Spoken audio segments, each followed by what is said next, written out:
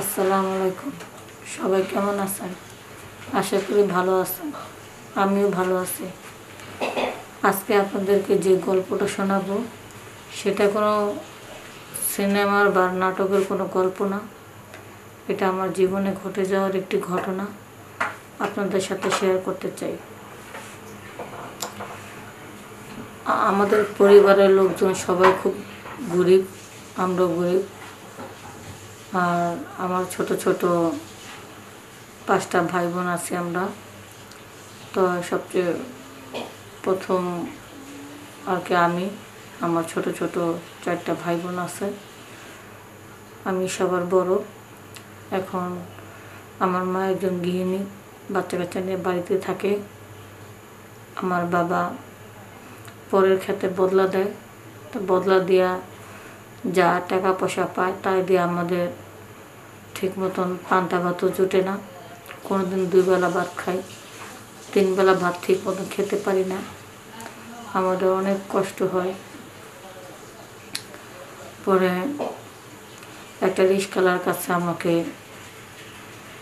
বিয়ে দিয়ে দেয় আমার বাপ মা। তো বিয়ে দেওয়ার পরে আমি ওই রিস্কালারকে আপন মনে করে সুখে সংসার করতে থাকি। তারপরে আমার যে বান্ধবীরা আছে ওরা খুব বড় লোক, একই স্কুলে পড়ছিলাম। তো আমার স্কুলের পড়াটা বন্ধ করে দিয়েছে আমার বাপ মা অভাবের কারণে। কলেজে ভর্তি হইতে দেয় নাই, যে কলেজে ভর্তি হইলে অনেক টাকা পয়সা লাগবে। তো আমার বান্ধবীরা মাঝে মধ্যে আমার টিটকারি মারতো, আমরা অনেক বড় লোকের ছেলের কাছে বিয়ে বসি, তোরে একটা রিস্কালার কাছে বিয়ে দিছে। পরে আমি বলতাম রিস্কালার কাছে বিয়ে বইও আমি অনেক সুখে আছি, কারণ রিস্কালা আমার স্বামী। তো অনেক টিটকারি মারতো। একদিন আমার বান্ধবীকে মাইরা ওর জামাই বেল দিয়ে পিটে খুব অত্যাচার করে ওর হাসপাতালে পাঠাইছে। পরে ওর হাসপাতাল দেখতে গেছি, আমি কিরে তোর এই অবস্থা কেড়ে করলো? পরে কয় আমার স্বামী আমার এই অবস্থাটা করছে। কেন রে? কয় জানোস আমার স্বামী আমার 2 বছর ধরে বিয়ে করছে, টাকা পয়সা স্বর্ণ সবই দিতেছে, অথচ আমার লাগে শারীরিক সম্পর্ক করে না। আজকে 6টা মাস ধরে আমার লাগে ঘুমায় না, আমার ঠিক মতন দেয় না। এনে চিল্লাচিল্লি করছি, আর সেই মনে হয় বাইরের মেয়ে ওর কাছে সময় দেয়, এই জন্য পারে না। কিন্তু তখন আমি বললাম বাইরের মেয়েদের সময় দেয়, তোরও সময় দেয় না, তো তুই কিছু বলস না তোর স্বামীরে?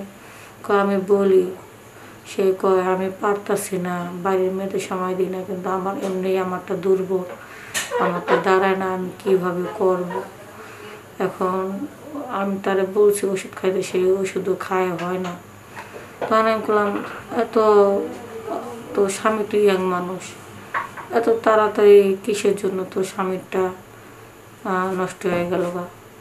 আমি বুঝতে পারতেছি না, আমার স্বামী তো ডাক্তারের কাছে যায় না। পরে আমি ডাক্তারের সাথে আলাপ করে দেখলাম যে বিভিন্ন মেয়েদের সাথে বিয়ের আগে ফুষ্টি নষ্ট করছে, তারপরে হাত ব্যবহার করছে, এই জন্য ওটা দুর্বল হয়ে নষ্ট হয়ে গেছে গা।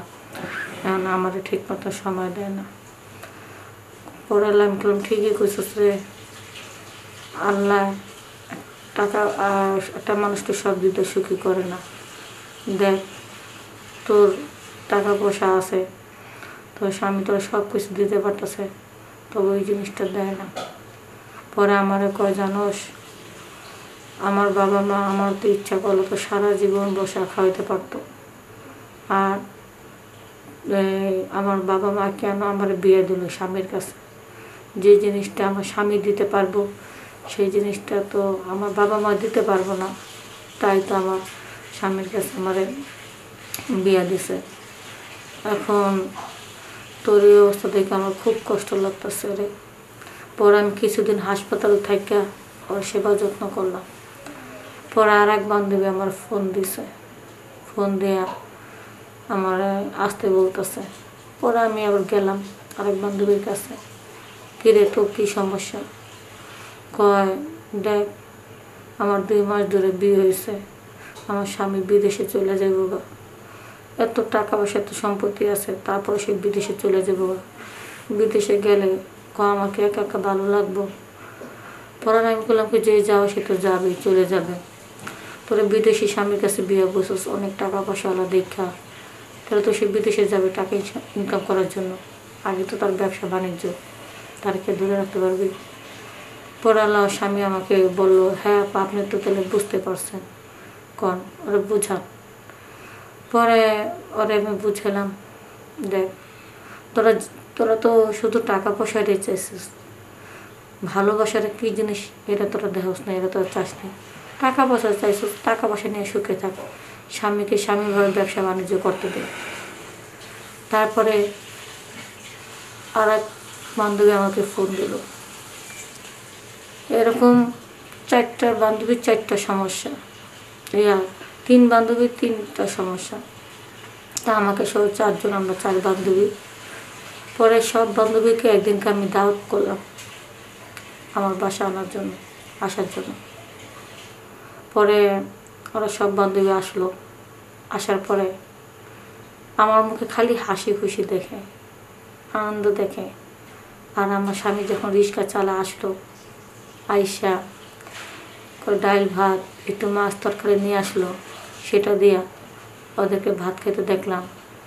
আর আমার স্বামী ওদের সামনে আইসা গোসল ফ্রেশ ট্রেশ হয়ে আইসা আমার সাথে যে সুন্দর আচরণ ব্যবহার, তাকে খাবার দেওয়ার আগে তার সামনে ভাতটা যখন বাইরে দিচ্ছে, সে বলতেছে, বউ তুমি আগে খাইছো? তখন আমি বলছি না। বসে দুজনে একসাথে খাবো। তখন আমার স্বামী আমারে তাদের সামনে ভাতটা খাওয়া দিল, তাদের কথা জিজ্ঞাসা করলো, আমি বলছি তাদেরকে খাবার দিছি। আসলে আমার বান্ধবীদেরকে আমি আগে খাবার দিয়ে নিছি। ওরা তাদের সামনে যখন আমার ভাতটা খাওয়া দিল, আর আমার স্বামীকেও আমি তাদেরকে খাওয়া দিলাম। পরে আমার বান্ধবীরা দেখে আমাকে বলতেছে, সে আবার খাওয়া দাওয়া করে একটু রেস্ট নিয়ে চলে গেল। পরে আমার বান্ধবীরা আমার বলতেছে, কী রে তোদের এত মিল, তোদের এত মহব্বত, তোদের ভালোবাসা দেখে আমার বুকটা ভরে গেল গা, মনটার মধ্যে শান্তি পেলাম।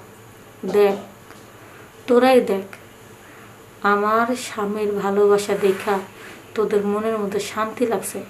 আর এই ভালোবাসা দেখার পরে তোদের শান্তি লাগছে।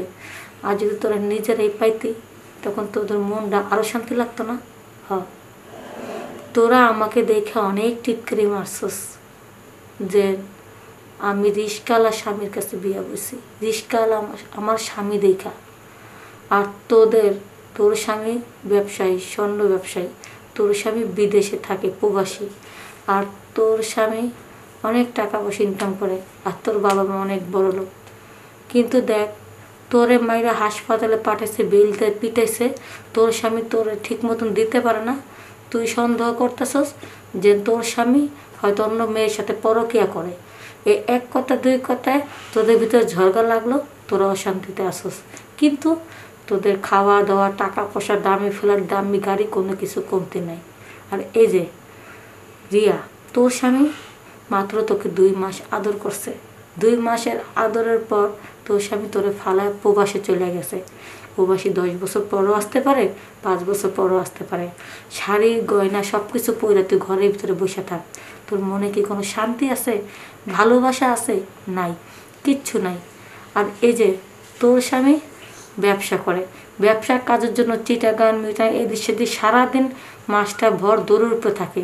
টাইম মতন তোরা আদর করতে পারে না, টাইম মতন একসাথে তোরা খাওয়া দিতে পারে না। আর আমার স্বামী দেখ রিক্সা চালায় আসলো সকালবেলা, ভোরবেলা, সারা রাত আমার সাথে ঘুমানোর পরে সকালবেলা গোসল টোসল করে ফ্রেশ হয়ে কাজে গেছে। কাজের থেকে আইসা আমার জন্য বাজার নিয়ে আসে, আমি রান্না বান্না করে তাকে খাওয়ায় রেস্ট নেওয়া বিদায় করে দিলাম, এবং দুজনে একসাথে খাই না। সে আমাকে খাওয়া দিল, আমি তাকে খাওয়া দিলাম। আবার সে খুশিভাবে, খুশি মনে তোদের সাথে কথা বলে, তোদের জানি কোনো অযত্ন না হয় সেটা বলে চলে গেল। আর আমাকে বলে গেছে যে তোমার বান্ধবীরা যেন বাসা থেকে না যায়, তারা যেন কয়েকটা দিন বেড়ায়। আরে একটা পুরুষ মানুষ একটা মেয়ে মানুষ কখন খুশি হয়? যখন তারা স্বামী স্ত্রী ওই কাজে লিপ্ত হয়ে, গভীর কাজে লিপ্ত হয়ে শারীরিক সম্পর্ক করে যখন দুজনে তৃপ্তি পায়, ভালোবাসা পায়, দুজনের মনের মধ্যে তখন সুখ লাগে, ভালোবাসা লাগে। টাকা পয়সা সম্পত্তি দেওয়া কখনো ভিতরে শান্তি আনে না। আর এই সারাদিন যদি তারা ডাইল ভাত খাইও যদি স্বামী বুকে নেয়া আর শারীরিক সম্পর্ক করতে যায় যদি তৃপ্তিটা পাস না, তাহলে মনে সুখ। এই রিস্কালার স্বামী আমার, আমি তার সংসারটা করি, তার সংসারটা করার পরে নিজেকে গর্ববোধ মনে হয় যে না, আমি খুব শান্তিতে আছি। কারণ আমার স্বামী রাতেবেলা যখন আমার সাথে ঘুমায় তখন এত ভালোভাবে আমার সাথে মজা করে, এত ভালোভাবে আমার আদর করে, আমার তখন মনে হয় স্বর্গের সবটুকু সুখ আমার ভিতরে প্রবেশ করে। আমার মনের শান্তি তো সব শান্তি। তোরা হয়তো দামি দামি গহনা পরস, আমার স্বামী তো আমারে দামি গহনার জায়গা তো একটা সিটি গলার একজোড়া চুরি তো এনে দিতে পারছে। তোরা হয়তো দামি দামি শাড়ি পরস, জর্জেট কাজ করার, কিন্তু আমার স্বামী তো একটা সুতির শাড়ি এনে দিতে পারছে। কিন্তু আমার কাছে যে জিনিস আছে তোরা 1000 টাকা দিও সেই জিনিস তোরা কিনতে পারস না। কারণ আমার সাথে আমার স্বামীর ভালোবাসা আছে, যেটা তোরা এত কোটিপতির ঘরের বউ, তোরা 3 বান্ধবীর মধ্যে 1 বান্ধবীর মধ্যে এই ভালোবাসাটা নাই। এই জন্য রিস্কাল আমার স্বামী বলে আজকে আমি সেই ভালোবাসা পাইছি। তোরা ভালোবাসা খুঁজুস নাই, তোরা খুঁজছস টাকা পয়সায়।